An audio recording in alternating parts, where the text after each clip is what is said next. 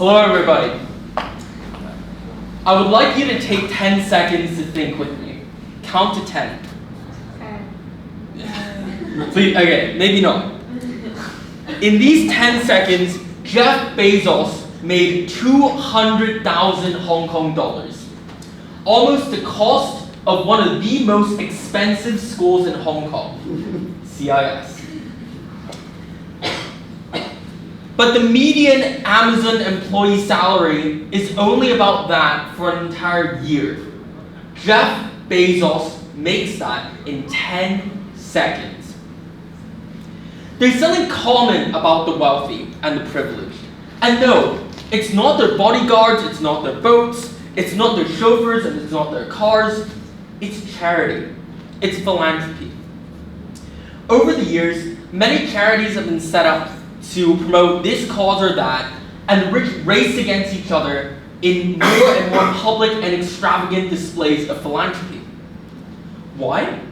For the sole purpose of creating and cultivating an image of trust and a personal brand for themselves.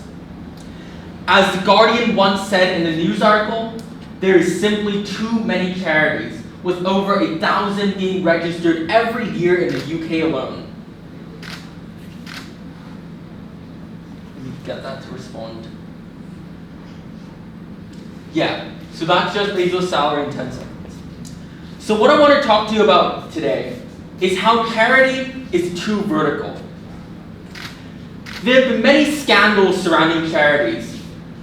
Sex abuse, taking advantage of children in risk, children in Africa, and it's actually, sorry, the clicker is not working. Sorry, yeah, okay. And that's not to say that charity is bad. It's just saying that charity contains inequality in itself. And it's just a way for the rich to buy into and create a personal brand for themselves. Switching. Why is it? I am really sorry for this. This is not working for me. So, the word charity itself implies a power dynamic. It implies a distance. It's a you versus me relationship. It means that the person doing the charity is giving what could be a fraction of the year's salary into, without thinking really about how the money is going to be used. It implies a difference in power. It implies that someone is superior and someone is inferior. As the quote says, give a man a fish, feed him for a day. Teach a man to fish, feed him for a lifetime. It's become such a cliche nowadays that we say it all the time.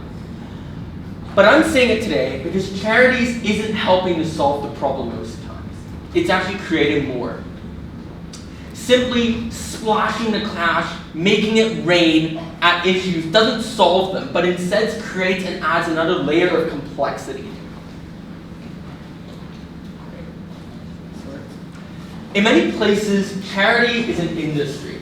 It's an industry that thrives on misfortunes and, frankly, bad things.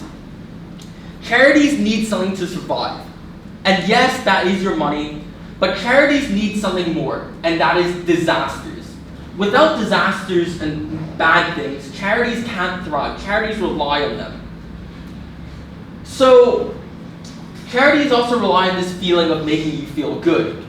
You know how there's these iPhone product red iPhones, and also these H&M t-shirts that you support underprivileged children by buying them?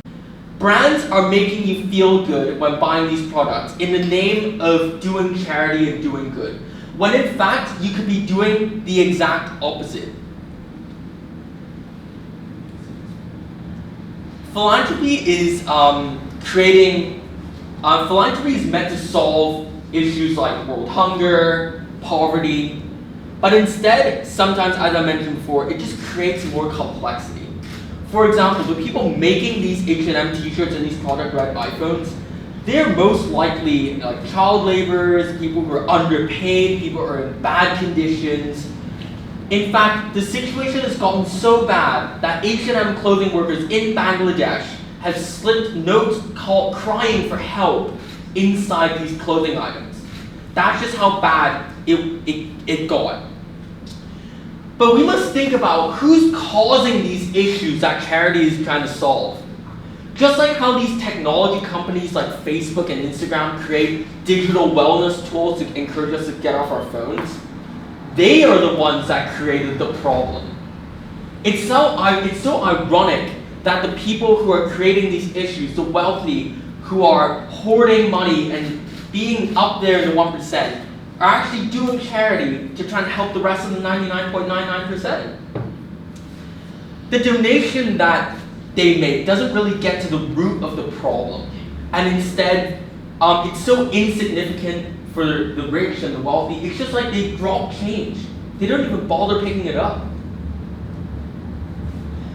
Here's an example.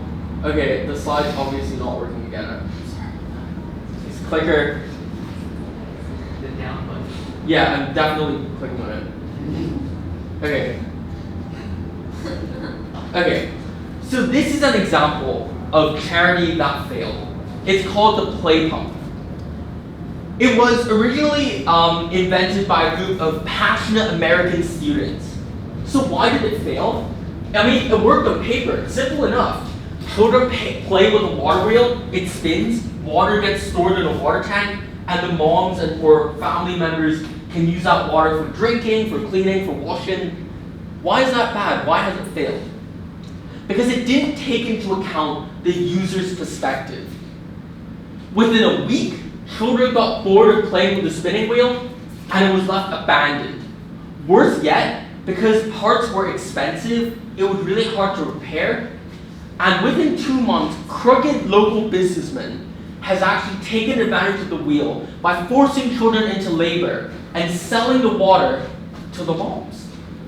Isn't that what you don't want in the first place? So how about instead of charity, let's try something else. Solidarity. There's strength in solidarity and solidarity in strength. What that means is instead of throwing X many billions of dollars at problems, how about we use design thinking to think about things from the user's perspective and put ourselves in their shoes.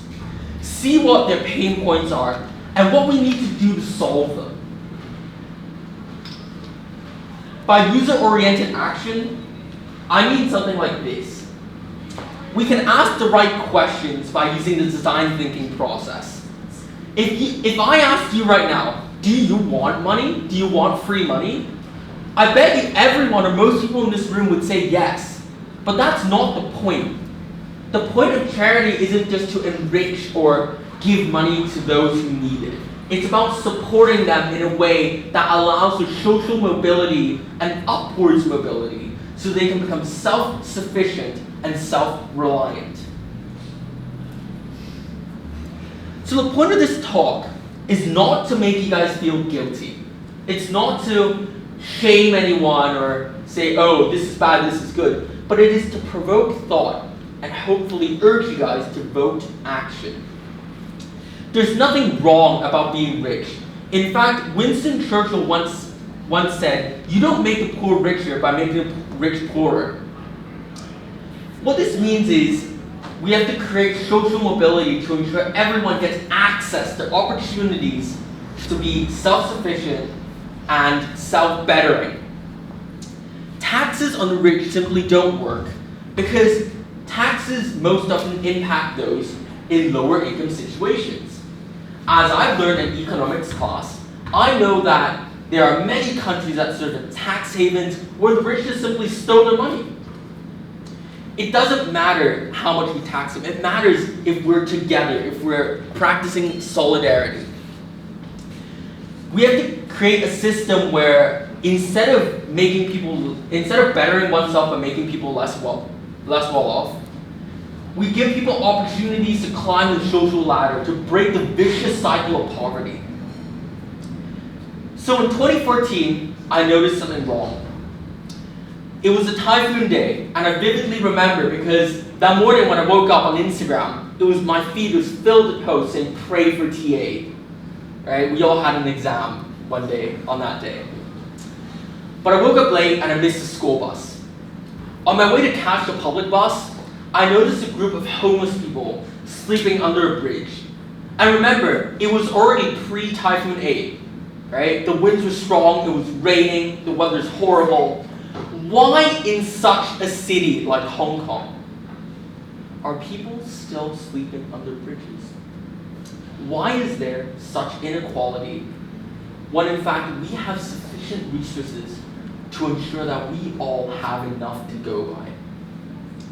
The government hasn't done its part. In fact, it has done something to oppose these street sleepers by putting spikes under bridges. The space is there, they just don't want to ruin the city's image, to quote them. What does that do? So I founded a charity called Make a Difference. And instead of throwing money at the problem, I want to help people break the cycle of poverty by empowering them through education. We are the next generation and we are the future.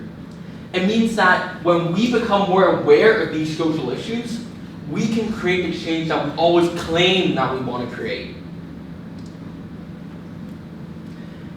It's also important that we step into the shoes of others. And what that means is we often try and say, oh, we understand the problem. We can see what the problem is. But no. Again, not criticizing anyone here, but please stop cheating yourself by pretending to understand. Because quite simply, we don't. Instead, appreciate what people are facing. There are many companies like, for example, Mission for Migrant Workers, etc. And there's also an activity called the Kindness Walk, where we go around and visit people who are homeless and give them like kindness packs or supplies. This allows us to step into the shoes of others and experience for ourselves what they have to experience every day with no breaks. So for my personal project, I did a thing on domestic violence. And at first, I just thought, okay, let's raise some money, throw money at the problem. But then my personal project advisor, Miss Price, told me something was really wrong. I would fail personal project and not get into year 12 if I continued doing what I was doing. Instead, she urged me to shift directions. I interviewed those who were touched by domestic violence. I interviewed those affected and who are living in shelters. And I learned what they need and how to best serve them from their perspective. Not from my isolated, in a bubble perspective, but from their point of view. And soon enough, instead of just creating a fundraiser, we created a helpline and an app that allows victims to seek help. We created counseling services. We had blankets in shelters, teddy bears for children, instead of just flinging money at the problem. And at the end, I went from about to fail personal project to an excellent state. Because I learned that money doesn't always solve the problem. It ends up creating more. So I'm coming to an ending here, and I urge us to all understand that equality and understanding is the first step towards creating positive change. Achieving equality is easier than we think. No, everyone can't be equal. I am less sporty than most people here in the room, right? Discrimination and stigmas is what drags society down. As I've learned in psychology class over this year, there is social cultural biases and social cultural misunderstandings that cause people to be perfectly fine to be segregated. Just like how some boys are criticized for playing with toys that are too feminine, or some girls are criticized for doing things that are too masculine. It is these harmful stereotypes that drag us down and make what is possible become impossible. So there's strength in solidarity and solidarity in strength. And I know that together as a community, we can create the change that is needed to make the difference that we all want to make. Because at the end of the day, the word impossible is made up of the words I'm possible. Inclusion inspires innovation. Thank you, everybody.